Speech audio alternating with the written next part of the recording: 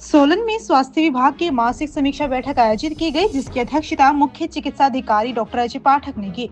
बैठक में उन्होंने मातृ स्वास्थ्य को प्राथमिकता देते हुए कहा कि जिला में वर्तमान में 98-99% संस्थागत प्रसव हो रहे हैं, लेकिन लक्ष्य 100% हासिल करना है। उन्होंने निर्देश दिए कि कोई भी गर्भवती महिला यदि प्रसव से 2-3 दिन पहले अस्पताल में भर्ती होनी चाहती है तो उसे मना न किया जाए। साथ ही एनीमिया, उच्च रक्तचाप और शुगर जैसी हाई रिस्क प्रेगनेंसी की नियमित निगरानी पर जोर दिया गया।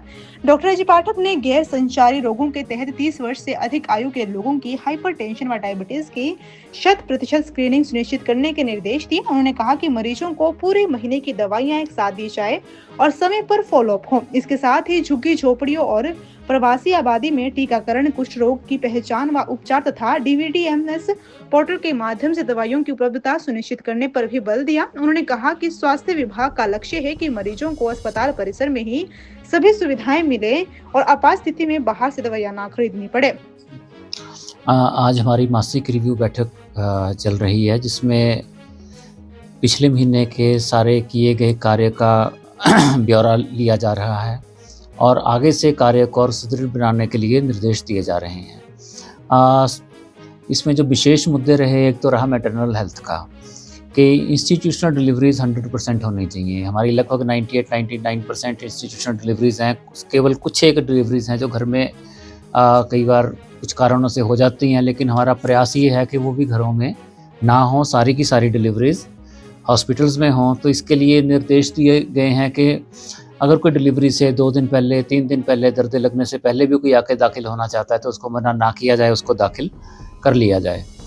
दूसरा, जो हाई रिस्क प्रेगनेंसीज़ हैं, यानी जिनको प्रेगनेंसी के साथ खून की कमी है, ब्लड प्रेशर ज़्यादा है या शुगर है, ऐसी माताओं का विशेष ध्यान रखा जाए। उन्हें नियमित रूप से मॉनिटर किया जाए ताकि प्रसव उनका सुरक्षित तरीके से करवाया जा सके, जच्चा और बच्चा दोनों सुरक्षित रह सकें।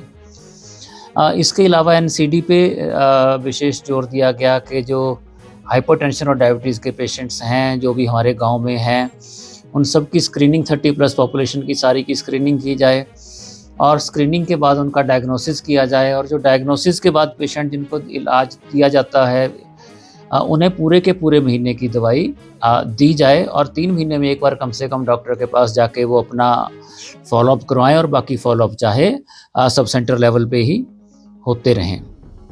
इसके अलावा ये भी सुनिश्चित करने के लिए कहा गया कि DVDMS पे सब सेंटर लेवल तक आवश्यक दवाइयाँ अवेलेबल होनी चाहिए, उपलब्ध होनी चाहिए।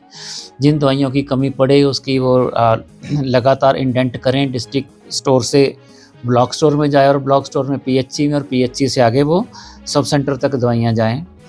इम्यूनाइजेशन के लिए भी विशेष निर्देश दिए गए कि इम्यूनाइजेशन का ध्यान रखा जाए। 100% बच्चों को इम्यूनाइजेशन मिलनी चाहिए, खासकर ऐसे बच्चे जो झुग्गी झोपड़ी में रहते हैं या जो ऐसी पॉपुलेशन है जो चलते फिरते रहते हैं, घुमंतरू पॉपुलेशन है, इन पॉपुलेशंस को भी पूरी तरह से कवरेज की जाए।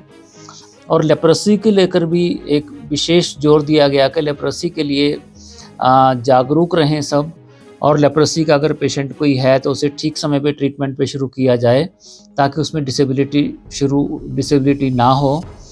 कुल मिला के जो निर्देश थे वो ये थे कि जो स्वास्थ्य विभाग है ये लोगों की सेवा के लिए प्रतिबद्ध है और लोगों की सेवा के लिए, लोगों की सुविधाओं के लिए हमें हमेशा सजग रहें और अस्पताल से ही उन्हें सारी की सारी सुविधाएं मिलें। उन्हें बाहर जाकर बाज़ार से जाकर कोई भी सामान लेना ना पड़े।